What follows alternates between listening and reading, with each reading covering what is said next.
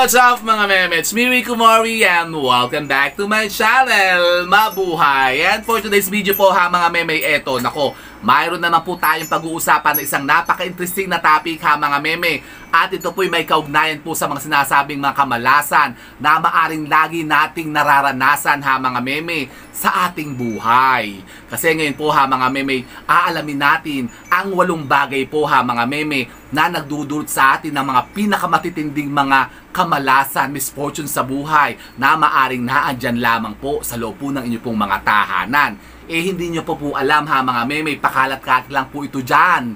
Nako po, kaya kayo po ha mga meme, tanggalin nyo na po ito. Samsamin na po yan ha mga meme, isa-isa bago po pumasok ang bagong taon ng 2024 ha mga meme. Ano yung mga yan? Yun na nga po ha mga meme. Kaya kung gusto nyo pong malaman kung ano po itong mga sinasabing 8 bagay na ito na dapat po wala na kayo dyan sa mga pamamahay po ninyo, para po kayo po ha mga meme makasumpong naman ng makaswerte sa buhay. Nako, panood nyo lamang po ang video kong ito. Siya, go mga meme!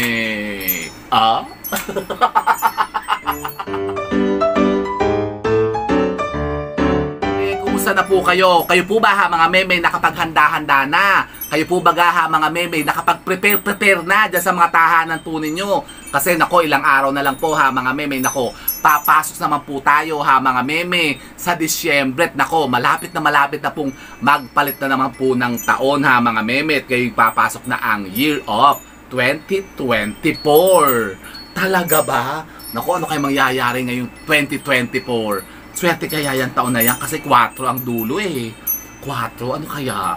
Swerte kaya o olats pa rin? Nako ha mga meme, yan po ay kontrahin natin ha mga meme, mga sinasabing mga kamalasan na yan. At yan nga po ang ating topic ngayon. Yung mga sinasabing mga 8 bagay na maaring nagdudulot sa atin ng mga pinakamatitinding mga kamalasan sa ating buhay ay dapat po tanggalin na natin dyan sa loob ng ating mga tahanan ha mga meme. Kasi baka yan po ang nagpapabigat na ng pamumuhay nga natin hindi nyo po nalalaman. Andyan lamang po ito't pakalat-kalat po sa loob po ng bahay po ninyo. Sus Mariosep. Kaya yun na nga po ha mga meme, iisa-isahin po natin ngayon yung mga sinasabing mga bagay-bagay na yan na dapat po ha mga meme, tanggalin nyo na, samsamin nyo na ha mga meme para pagpasok po ng taon na 2024 ay nako, malinis na kayo po'y ready na sa pagpasok ng lahat naman na po ng paswerte sa buhay po ninyo. Ano-ano yung mga yan? So meron po tayong hinandang list po ha mga meme na masasabi mga bagay-bagay na yan. At number 1 po ha mga meme ay ang mga luma at mga maruruming damit ha mga meme. Yan po ang number 1. Ako, kasama po dyan ha mga meme yung mga warak-warak, sira-sira, butas-butas ha mga meme na mga damit po ninyo. Nako, kayo po ha mga meme mag-declutter na. Ngayon na yung po tamang panahon ha mga meme para tanggalin nyo na po yan dyan. Sabsamin nyo na po ha mga meme mga damit po ninyong hindi nyo na po ginagamit. At yan po ha mga meme, nako, i-dispose nyo na, ipamigay nyo na po yan ha mga meme. O mainam po, i-donate nyo na lang po yan sa kawang gawa. Kayo po'y makakatulong pa ha mga meme. Tapos kasama rin po dyan ha mga meme yung mga lumang kumot, lumang tuwalya, lumang punda ng unan, tsaka yung mga linens po ninyo. Nako, kailangan po ha mga meme, nagpapalit din po kayo ng mga ganyan. Baka naman yung mga gamit nyo dyan sa pagtulog, yung mga tuwalya po ninyo, mga kumot-kumot ninyo, gatong-gato na, butas-butas na ha mga meme, pinagtsatsagaan nyo pa. Nako, kayo naman po ha mga meme, bumili-bili naman ng bago. Para po kayo po ha mga meme, makaramdam naman ng, kumbaga ipag-alwan naman ha mga meme ng pakiramdam po ninyo. Yung bagang parang masarap-sarap naman ang pagtulog ninyo ha mga meme, talaga pa yung naliligo parang, syempre ipupunas nyo naman sa katawan nyo yung malinis naman ha mga meme, yung fresh naman, di ba ga? At yun na nga, kapag kayo po ha mga meme, mga damit-damit dyan, kahit ano po ha mga meme, umpisahan nyo po yan sa mga medyas, panty, mga brief, yan, yung mga short po ninyo, baka naman kayo hamit na hamit pang isuot pa yung mga warak-warak nyo ng mga bra, mga panty ha, mga meme, sabi nyo, paborito ko to ito kasi yung hiyang na hiyang ko. Nako, tigilan nyo yan kasi mahalas po yan ha mga meme kapag kaganyan. Yung mga ganyan po ha mga meme, dinidispose po talaga yan. Pinapalitan po yan ha mga meme kasi alam nyo po ba na yung mga sirasirang yan, mga warak-warak na yan ng mga damit-damit, yan po ang nag-aakit o nag-i-invite ng mga negativities. Kaya kayo po ha mga meme ay nagkakasakit. Opo, sakit po ha mga meme ang idinudulot niyan. Kasi dapat naman po talaga ha mga meme, yung ibang damit, dinedispose po yan ha mga meme. Talaga ba? Opo, kaya tanggalin na po yan. So yan po ang ating una ha mga meme sa list po natin. Ang mga luma at maruruming damit, kasama po dyan ha mga meme, yung mga medyas, yan, brief, pantalon, short ha mga meme, blouses, t-shirt, polo. Tsaka yung sobrang lilit na ha mga meme, kayo po bagay umaasa pang papayat pa ba kayo? Nako! Kayo naman. Saka yun nga po ha mga meme, mga tuwalya na mga gagato-gato na, yung parang bacon na, yung mga kumot nyo dyan na nanggigitata na ha mga meme, pagpaltan nyo naman. Kasama rin po dyan ha mga meme, yung mga lumang kortina na pagkatatagal na hindi nyo pa lamang po pinapaltan o pinapagpag man lamang ha mga meme. Kaltan nyo na po yan. So yun po ha mga meme ang ating number 1. At ang ating naman pong number 2 ha mga meme, mga gamit natin sa ating mga paminggalan. Yan, ano ba yung mga yan? Yung mga sinasabing mga basag-basag, bingaw-bingaw, yung may mga lamat-lamat po ha mga meme, mga bengkong-bengkong na. Kasama po dyan ha mga meme, yung mga plato, mga baso, yung mga mangkok, yung mga tasa po ninyo, yung mga kawali na wala nang tatangnan, yung mga kaldero yung wala nang mga takip-takip ha mga meme, umuuga na yung hawakan. Nako, pagpapaltan nyo na yan ha mga memex. Alam nyo po ba yung patuloy na paggamit po ng mga sinasabing mga paminggalan na ganyan, na mga may mga lamat-lamat na, mga chips, may mga bingaw-bingaw ha mga memex, may mga crack-crack na. Nako, yan po yung nagdudulot din po ha mga meme ng mga kamalasan sa buhay. Kaya ipagtatapon nyo na po yan ha mga meme. So yan po ang number 2. At ang number 3 naman po ha mga meme ay ang mga lumang orasan. Nako, kayo po ba ha mga meme nag-iingat pa o nagtatago pa ng mga lumang orasan, yung mga kahit mga antigo ha mga meme, mga vintage na mga wall clock, mga relo, yung mga ganito oh. Halimbawa kayo po ha mga meme, mga sirang mga relo, yan, naputol na yung mga bracelet. Nako, ipagtatapon nyo na yan ha mga meme. Or ipagawa po ninyo, papaltan nyo po yung bracelet, katulad po yung ito po, na natanggal ko ito isang araw lamang kaya ito po hindi ko na nagagamit. Yan, ito. Pero ito po ha mga meme, parang disposable naman, kaya ito itatapon ko na rin. Kaya kayo po ha mga meme, iwasan nyo po ang pag-iingat po ng mga sirang relo ha mga meme.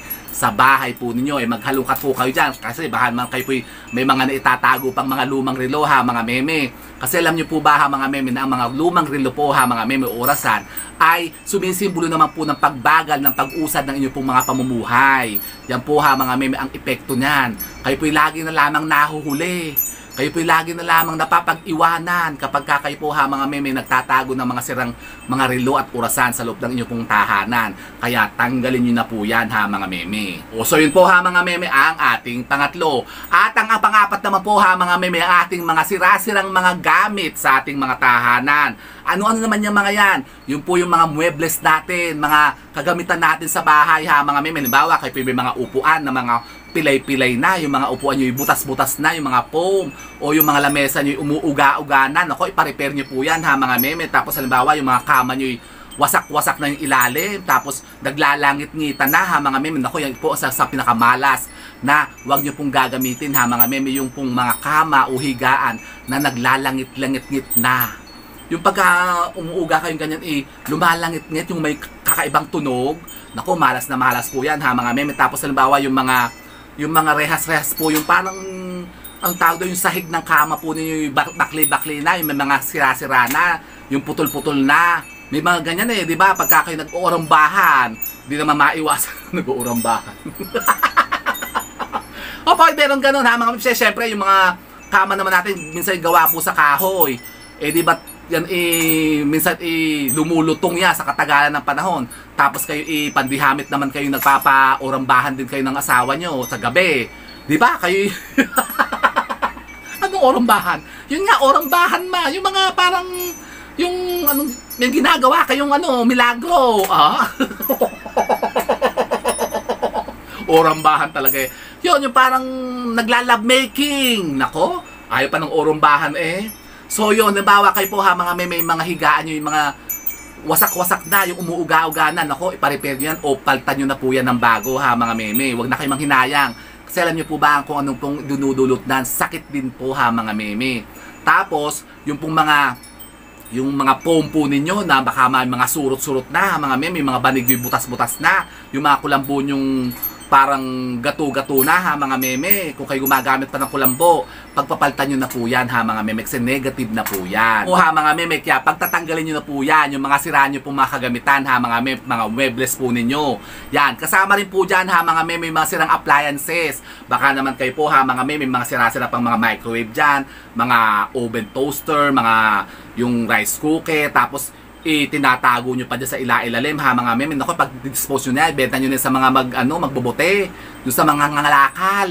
Nako, para naman kayo po ha mga meme, ma-decluttered ang bahay po ninyo, kasi ipagtatapon nyo na po yan ha mga meme, ibenta nyo na po yan sa magbabakal para mapakinabangan pa po ng iba, kasi nire-repair po kasi nila yan mga meme, yung mga sirang electric pan, yan, yung mga sirang aircon po ninyo, baka nakatambak pa. Nako, nakakapagpabigat po yan ha mga meme ng pagpasok ng kaswertehan po ninyo kapag kayo nag-iipon pa ng mga ganyang mga sira-sirang gamit ha mga meme. Kaya iwasan nyo po yan. At ang ating pong panglima ha mga meme, ito, yung wag na wag nyo pong itatago dyan sa pamamahay po ninyo ha mga meme. Kung kayo po meron nito, tanggalin nyo na agad yan ha mga meme, itapon nyo na. Ano yan? Yung pong mga putol na gunting. Bakit? Naku, yan po ang isa sa pinakamalas na bagay ha mga meme, na wag nyo pong itatago sa bahay po ninyo. Yung mga putol na gunting. Kasi yan po ha mga meme, nako, hinihikayat po yan ng sobrang kamalasan sa buhay. At kayo po ha mga meme, maaring madawit sa kung ano-anong mga problema na may kinalaman sa kaso. Yung mga krimen, ganyan, baka kayo po'y mapagbintangan, maisangkalan, yung kayo po'y mademanda, makasuhan. Ganun pa yun? Opo ha mga meme, kaya tanggalin nyo yan, yung mga putol-putol na gunting. At ang pang-anim naman po ha mga meme ay ang mga punding ilaw at mga tumutulo-tulong tubig mga meme. Nako, yan po isa ha mga meme sa dapat po'y abatan po ninyo. Kung kayo po ha mga meme may mga baset na mga bombilya dyan, mga ilaw na hindi na umiilaw, pagtatanggalin nyo na po yan ha mga meme. Dapat po kung lahat po ng mga ilaw po ninyo ay may mga bombilya, dapat po ha mga meme, umiilaw po yan. Kung ilan po ang bombilya ng bahay po ninyo, i-check nyo po yan ha mga meme, kasi baka may mga pundido na. Tapos i-check nyo na rin po ha mga meme, yung mga wirings po ninyo, yung mga outlet at mga breaker po ninyo, mga circuit breaker, kasi baka yan po yung mag-cause pa ng sunog ha mga meme. Baka yan ginangat-ngat na ng mga daga dyan. Tapos, yun din pong mga tumutulo-tulo pong tubig ha mga meme, iwasan nyo rin po yan na magkakaroon kayo sa ilog po ng inyong pong mga tahanan. Yung mga gripo bagang putol-putol na yung mga tatangnan, baka putol-putol na yung mga pihitan, baka naman tumutulo-tulo na ha mga meme. Nako, sobrang drain kayo dyan ha mga meme kapag may mga tumutulong tubig dyan. Ganun din po ha mga meme, mga kisame po ninyo, mga alulod po ninyo, mga lababo. Kasi kapag kaganyan po ha mga meme, nako, hindi nyo po maiiwasan na kayo po yung malasin sa usapin po ng kaperahan. Madaling mauubos po ang kayamanan po ninyo kapag kayo po yung may mga tubig na umaagos dyan ha mga meme. Drain na drain kayo dyan. Talaga ba? Kaya iwasan nyo po yan ha mga meme, yung mga pundi-pundidot, mga sira-sirang mga ilaw ha mga meme, at yung mga tumutulo-tulong mga tubig mga meme. At ang atin naman pong pangpito ha mga meme ay ang mga lumang kalendaryo. Nako, mahalas pala yan. Opo ha mga meme, kayo po ba ha mga meme nangungulekta ng mga lumang kalendaryo? Yung mga pinaglumaan na, yung mga vintage baga, yung mas luma, mas gustong-gusto nila. Opo ha mga meme, tigilan nyo yan kasi mahalas yan ha mga meme. Kasi alam nyo po ba ha mga meme na ang mga lumang kalendaryo, sumisimbolo po yan ng katapusan ng buhay. Nako, mahalas pala yan. Opo, kung kayo po ha mga meme nangungulekta ng mga lumang kalendaryo, nako, tigilan nyo na yan. Iwasan nyo po ha mga meme na kayo po magtago ng mga lumang kalendaryo sa bahay po ninyo. Kayo po ba ha mga meme nangungulekta ng mga ganyan, yung mga vintage na mga kalendaryo, iniipon. Ako may kilalang ganyan ha mga meme. Alam nyo, kahit anong gawin niya, hindi umaasenso. Yung kayo po ba ha mga meme nangungulekta pa ng mga lumang kalendaryo, yung mas lumay, mas gusto, yung nangungulekta ng mga vintage na mga kalendaryo, meron kong kilalang ganyan ha mga meme, hindi kagandahan yan. Kasi alam niyo po ba ha mga meme, ang sinisimbolo po ng mga lumang kalendaryo yung pong panahon ng nakaraan, yung kumbagay past na ha mga meme, yung kumbagay pagtigil ng pagsulong ng buhay. Kasi kumbagay tapos na nga yan, natago nyo pa, dapat nga tinatapon na Opo ha mga meme, kaya iwasan nyo po yan, ang pagtatago po ng mga lumang kalendaryo sa mga bahay po ninyo. At ang pangwalo po ha mga meme, yung pinakamalas sa lahat. Isa po yan ha mga meme, sa pinakamalas po ha mga meme na dapat po itanggalin po ninyo sa loob po ng mga pamamahay po ninyo. Baka meron kayo nito. Nako, kasi alam niyo po ba, ito po yung nilulukuban ng mga masamang espiritu. Ano yan? Ang mga basag na salamin. Talaga ba? Opo, baka kayo po ha mga meme, may mga mirror dyan, yung mga life size pa ha mga meme. Bawa kayo po may mga aparador na pagkalalaki, yung mga life size na mirror, tapos medyo may lamat, may basag na ganyan, tapos pagka kayo nananalamin ni hati ang mukha ninyo, nako, malas yan ha mga meme, huwag nyo nang gagamitin yan, yung mga tokador po ninyo, yung mga dresser po ninyo, kahit po yung mga simple lang na mga mirror ha mga meme na pinananalaminan po ninyo. Kapag kaya po'y basag na at may lamat na ha mga meme, huwag nyo nang gagamitin yan. Tanggalin nyo na po yan sa bahay po ninyo ha mga meme, kasi malas na malas po yan. Ang tamang po pagdidispose po ha mga meme ng mga basag na salamin, yan po ha mga meme, ibalot nyo po sa telang puti ha mga meme o sa papel. Tapos yan po ha mga meme ay ilubog nyo sa lupa. Parang patay, ilulubog sa lupa. Opo, ililibing nyo po ha mga meme. Huwag nyo po itatapon sa basurahan, baka may maano pa, yung mabote. Seryoso, kawawa naman. Opo ha mga meme, kasi talagang negative po yan ha mga meme, yung gumagamit po ng mga basag na salamin. Kasi yan nga po ha mga meme, maaring maging portal po ha mga meme ng mga sinasabing mga negatibong enerhiya o mga negatibong elemento at mga espiritu na maaring dumaloy at pumasok sa bahay po ninyo. Talaga ba? Opo ha mga meme, kaya iwasan nyo yan, ang lumang mga salamin. So yun po ha mga meme, yan po ang 8 bagay ha mga meme na wag nyo pong hahayaan na naandyan pa rin po sa mga pamahay po ninyo, kasi yan po'y maaring magdulot ng mga pinakamatitinding mga kamalasan at misfortune sa buhay kapag ka meron kayo nyan ha mga meme. Kaya pagtatanggalin nyo na po yan ngayon ha mga meme, bago po pumasok ang bagong taon ng 2024. O di ba ga? So yun po ha mga meme, kung kayo po yung mga katanungan pa hinggil po dito sa ating paksang pinag-usapan ngayon ha mga meme, pwede po kayo magtanong dyan. Mag-iwan lamang po kayo ng mga question nyo dyan sa ating comment box, at kapag kayo po yung nabasa natin, yan po yung sasagutin ko din dito. O di ba ga? So yun po ha mga meme, sana po yung may napulutan naman kayo mga bagong idea at kaalaman sa pagkontra naman sa mga sinasabing mga kamalasan na yan. And with that mga meme, keep safe and God bless. Thank you for watching. And don't forget to subscribe my channel. I know you like it. And don't forget to brush your teeth. Bye mga meme. Fresh ba ako? Kayo? Fresh pa ba kayo?